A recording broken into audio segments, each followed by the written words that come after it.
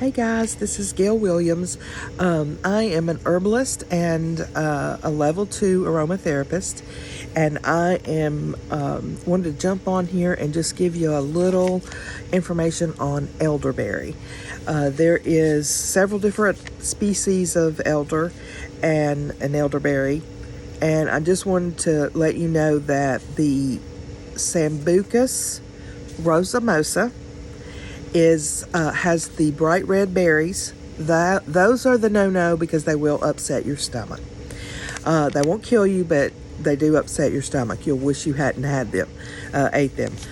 But the Sambucus nigra, and there is another one that has the white flowers. Let me show you.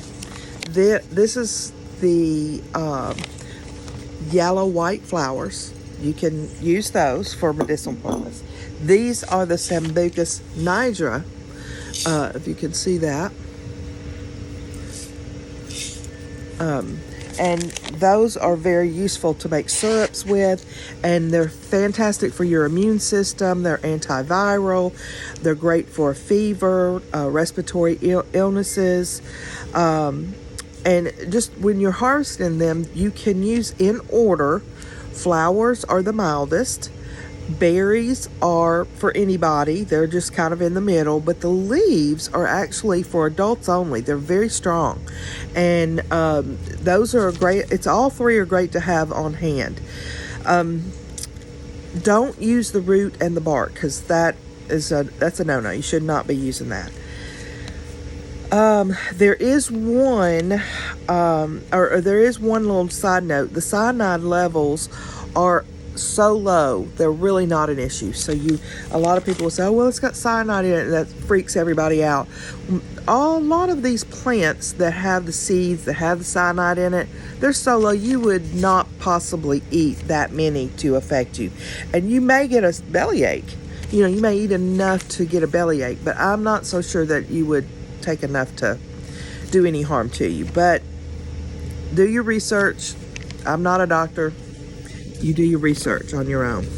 One of the big things that has happened recently that elder was a little bit in controversy over is whether it helped or hurt folks that contracted a flu virus.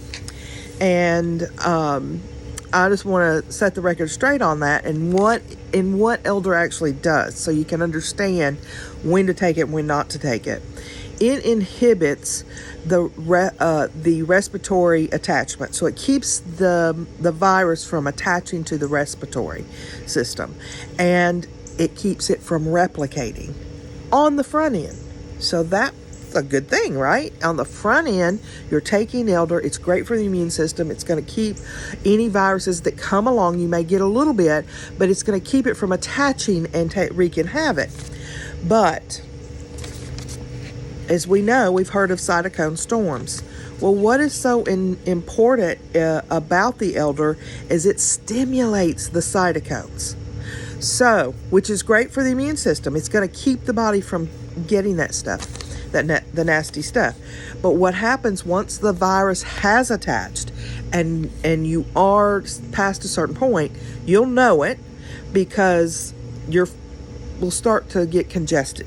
Okay, once you get into the fluid part of the lungs, that is when the storm is starting to happen, and you don't need to take elderberry at that point because it's stimulating the cytokines, and the storm is already happening, so it needs no help.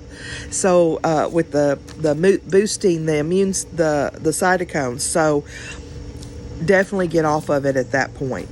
The good news is, there are some things you could take to calm that storm, that cytokine storm. And one of the best things you can do is, the grapes you eat, the grape leaf is excellent for calming down the cytokines. So is turmeric, garlic, ginger, milk thistle, and skullcap. All of those are excellent things you can take to calm down a cytokine storm. And that, to me, is invaluable. I wish we knew this before, but You know, at least we know it now for the future, for whatever comes. Guys, I hope this was helpful to you.